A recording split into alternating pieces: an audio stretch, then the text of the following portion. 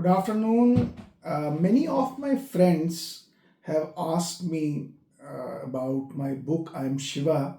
And the question that they have asked is that if I am Shiva, does it mean that I am God? And how is it possible? Uh, isn't Shiva separate from us? Isn't Shiva a separate entity? So, to clarify to some of my friends who have not yet read my book, let me explain that in Indian civilization and in our culture, the understanding of the philosophy around God is either the dualistic or non dualistic, which is also called the monistic philosophy. And in the dualistic system, there is a separation between the divine and the individual. There is a Bhakt and a Bhagwan. There is a devotee and the God. That is how the dual system of the God's philosophy that India is talking about. But there is also a non-dualistic, which is also called the monistic.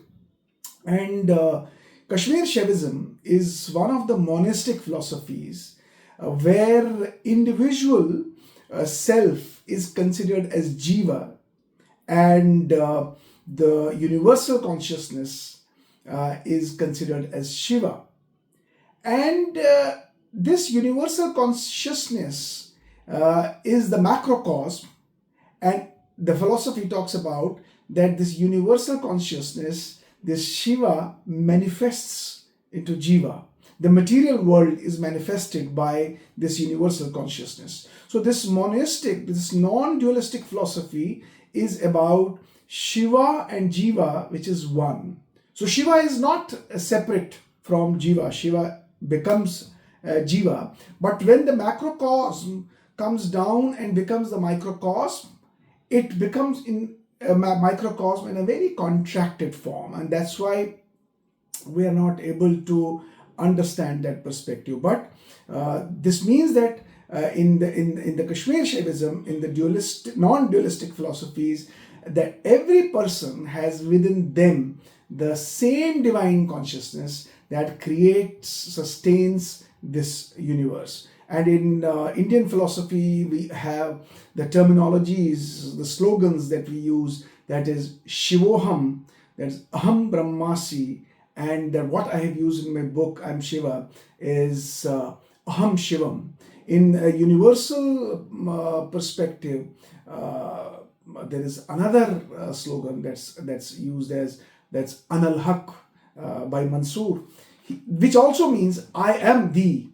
Shivoham means I am Shiva. Aham Shiva means I am Shiva. Aham Brahmasi means I am Brahmasi. And I am the Brahman. Means that universal consciousness is me. So the question came up that if I am Shiva, then why am not I able to see Shiva? Then why am I not able to experience that Shiva? The answer in Kashmir Shaivism, the answer in this philosophy is that it is because of the avidya, it is because of the ignorance, it's because of certain impurities. And this avidya, impurity, and ignorance in Kashmir Shaivism has been explained in the form of malas. Mal means impurity. So there are three types of malas, which I am not going to explain today. One is anomal, then is maimal, and then karmamal. These are the three types of impurities that actually prevent a person to recognize the nature of his or her reality. But let me give you an example. So we all use computers, and computers are very complex to understand. They have a hardware and they have a software. Hardware, it means the physical components that make up the computer and that machine, and the software is which tells that hardware how to operate. But beyond these hardware and software, there is something even more fundamental, and that's called operating system.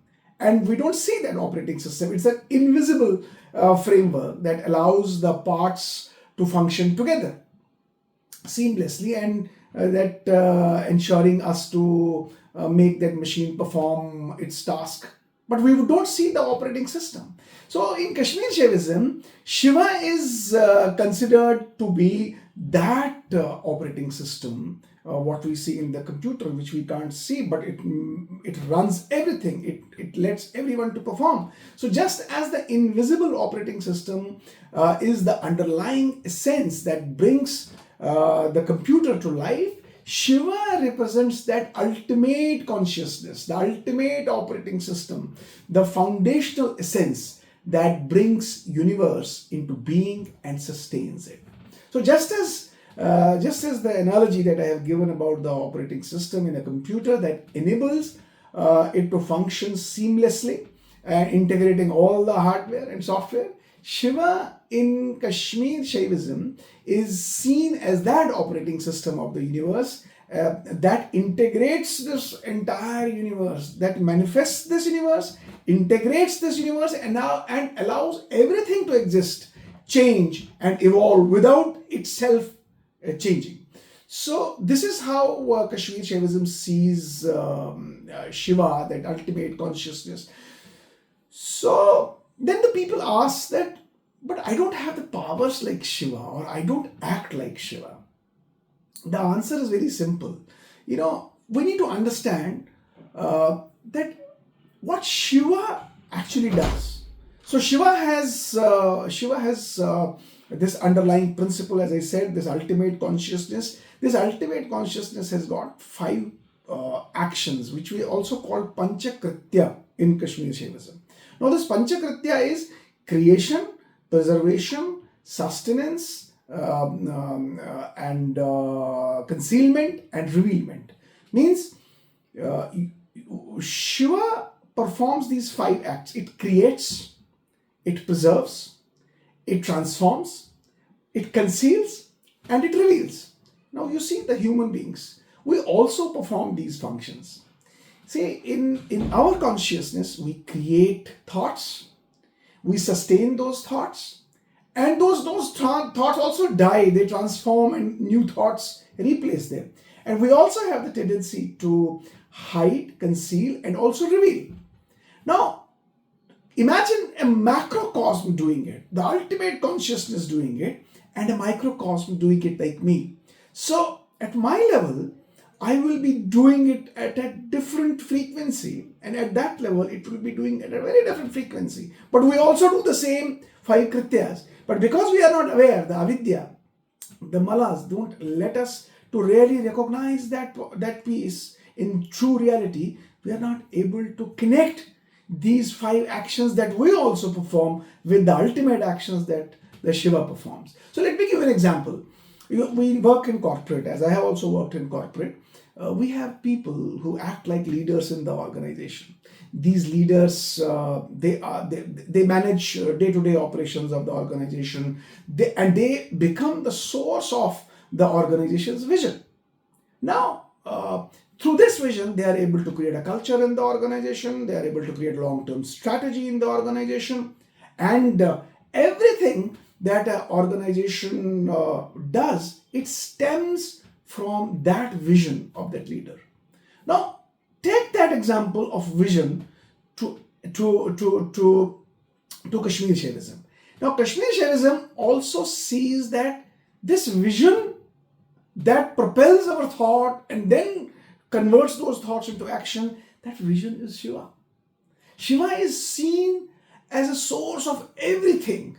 Means that vision, that source, which triggers thoughts in me, which triggers actions out of those thoughts in me. It's that vision, the energy, and that creative power that drives the entire cosmos. So, I am a mini cosmos, and there is a vision behind the thoughts and this body that is driving, that is managing, that is letting this cosmos to work. So that's how Kashmir Shaivism sees how Shiva as a vision drives all of us. So Shiva represents that infinite potential that is existing in each one of us, and that potential is Shiva, and that potential triggers thoughts and actions in us. So in science, we have the concept of energy in physics. So energy is neither created nor destroyed. It only changes its forms. It moves from one form to another. Similarly, Shiva is also seen that formless energy, which is unchanging consciousness. You know that energy is also consciousness, and that manifests in various forms, whether it's a matter like a physical body, like energy, or thoughts, or emotions. So, just as energy drives all processes in the physical world, Shiva is driving force behind existence and experience, and that's how the Kashmir Shaivism has explained this. Thank you.